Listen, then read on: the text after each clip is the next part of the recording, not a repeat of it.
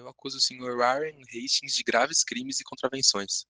Assim iniciamos nossa introdução, com uma forte frase dita por Edward Burke, dentro de seu eloquente discurso sobre o impeachment de Warren Hastings. Nesse discurso observamos diversos argumentos contra o ex-governador da Índia. Nenhum deles é o real motivo para o impeachment, e sim o que conheceremos agora como fundamento plural. Como o autor explica, é usar várias linhas para uma condenação, sem necessariamente elas conversarem entre si, questionando e indo contra a concordância com apenas uma linha para fundamentar uma urgente injustiça que deve ser tratada. O fundamento plural entende que podemos ter um grande senso de justiça com vários fundamentos diferentes, mostrando que não necessariamente um fundamento seja o determinante para decretar e sinalizar injustiça. Como exemplo atual, temos as escolhas do governo norte-americano na invasão do Iraque, considerado um erro liderado pelos Estados Unidos.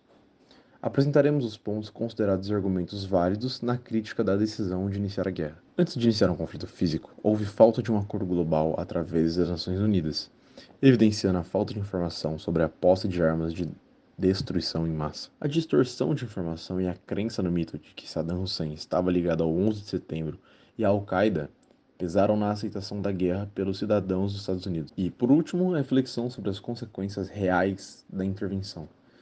Essa atitude traria paz ao país invadido, ao mundo, ou reduziria os perigos, violências e até mesmo o terrorismo, ao invés de intensificá-los.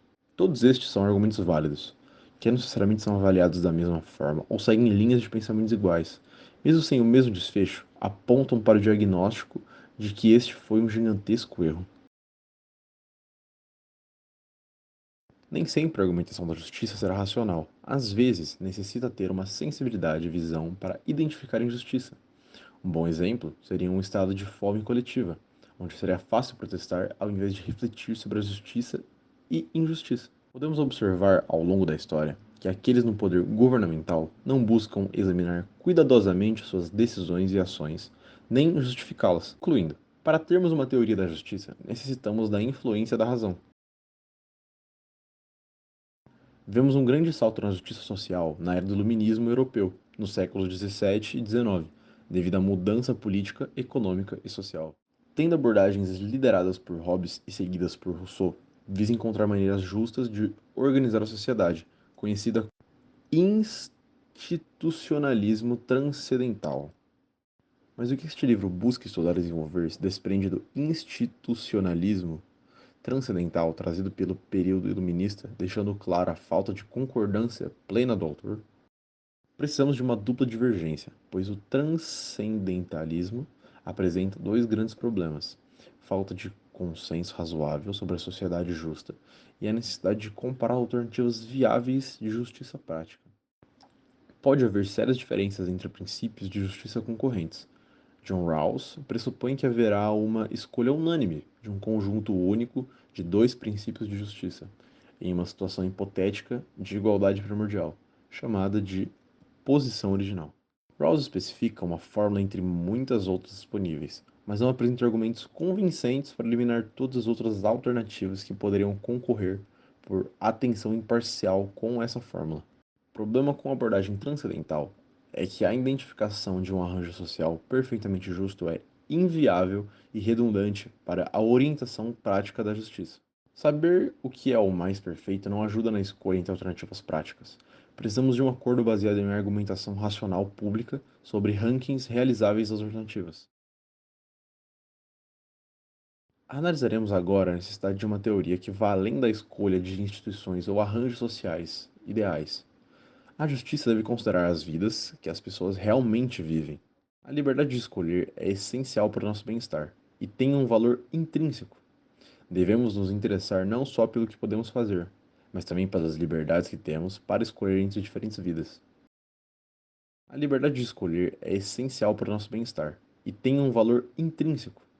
Devemos nos interessar não só pelo que podemos fazer, mas também pelas liberdades que temos para escolher entre diferentes vidas.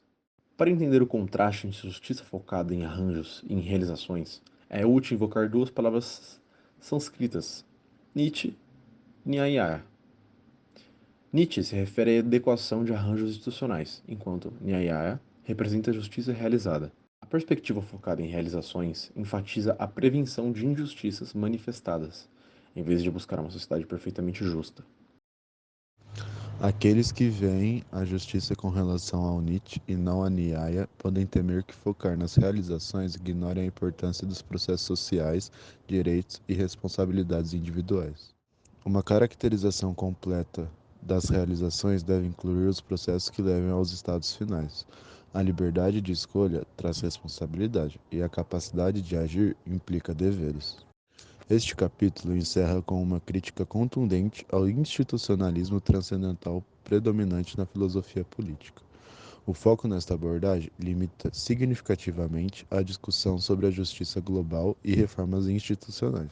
A proposta de reformar as leis de patentes para tornar medicamentos acessíveis aos pobres exemplifica uma questão crucial para a justiça global.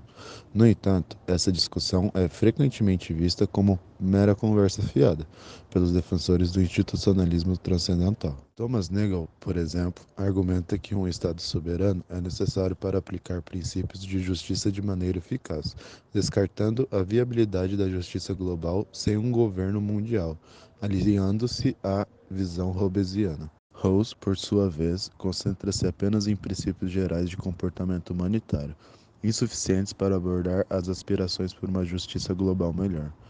Em resumo, a limitação do institucionalismo transcendental transforma importantes questões de justiça em retórica vazia, não refletindo adequadamente as demandas por mudanças substanciais. A crítica a esta abordagem destaca a necessidade urgente de revisão das teorias da justiça predominantes hoje. A abordagem da justiça deve ir além das instituições ideais e considerar as realizações reais e as liberdades das pessoas.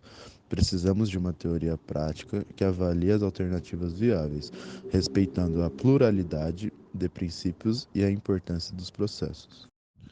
Neste vídeo, exploramos como uma justiça baseada em fundamentos plurais pode fornecer uma perspectiva mais rica e mais abrangente para enfrentar as injustiças do mundo real.